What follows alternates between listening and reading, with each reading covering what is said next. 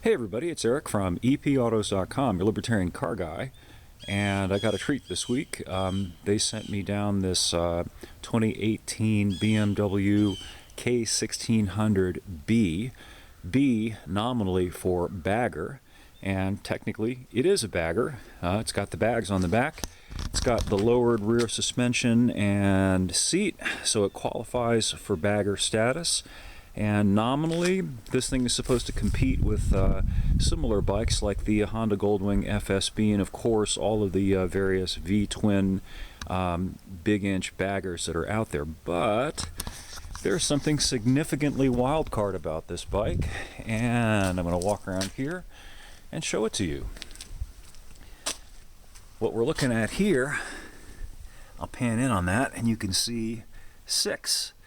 Yes, indeed, this is an inline 6-cylinder engine. And the interesting thing to me, well, multiple interesting things, BMW is kind of gradually withdrawing 6-cylinder engines from its cars, chiefly because of the federal government's fuel economy fatwas, which are making it very, very difficult for any manufacturer to continue offering engines larger than 4 cylinders in the cars. But so far, Uncle's fatwas have not affected motorcycles, and so BMW can continue to offer 6-cylinder engines on 2 wheels. So hooray for that. This engine is essentially the same engine, it is the same engine that is used in the 1600 GT and GTL, and it makes an incredible 160 horsepower. And to give you some sense of that, the Goldwing's larger 1800cc flat 6 only makes 118 horsepower, so this thing boogies. Note the tachometer too, it also revs. This 6 will spin to 8,500 plus RPMs, and it makes its peak power at around 7,500 RPM. It's a bullet.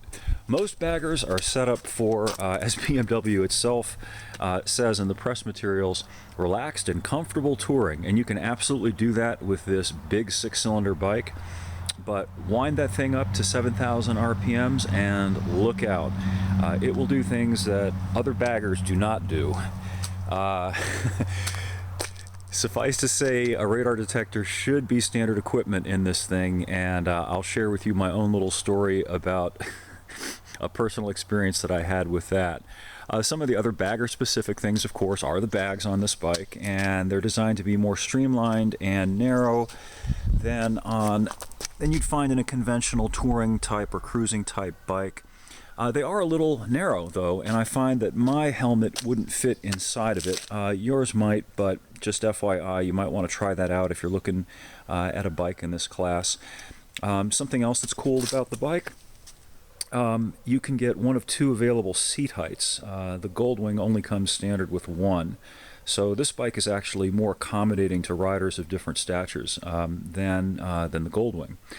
The one they sent me has these optional floorboards. My only issue with them, and it might not be an issue for you, is that they seem to be set a little bit too far toward the rear for my liking, but I'm 6'3", so if you're not as tall a geek as I am, it might be positioned perfectly fine for you. You have to try it and see. The bike does have reverse, but I will tell you, it's not nearly as necessary with this bike as it would be with the Wing. Startlingly, this thing weighs only about 740 pounds versus in excess of 900 for a Goldwing. So you'll find that it's easier to walk this thing back using leg power as opposed to having to use reverse.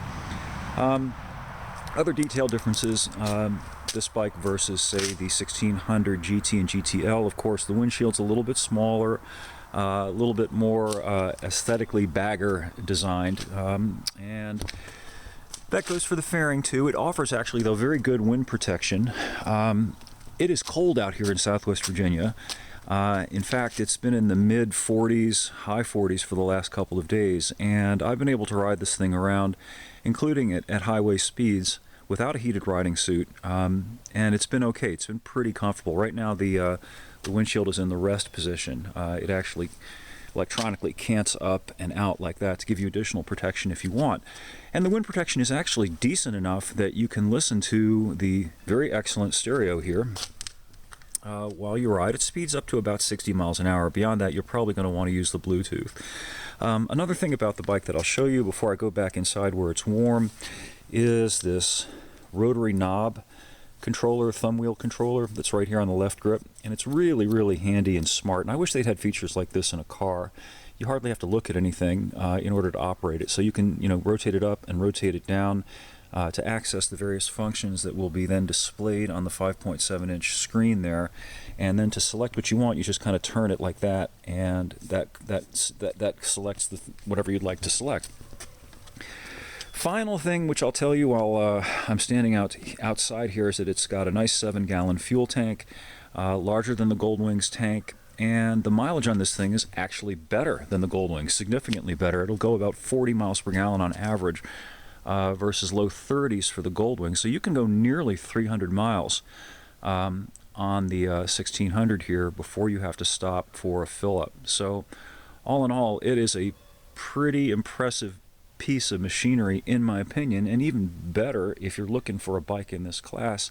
It's actually slightly less expensive than the Goldwing. Now, I have, Goldwings are cool bikes. I've owned Wings myself, but I really like this thing because it's, in addition to having all the attributes of a nice big touring, cruising, bagger type bike, the thing has the power of a sport bike, and that makes it pretty unique. So anyway, I'll have more up at the site shortly, epautos.com. Thanks for viewing.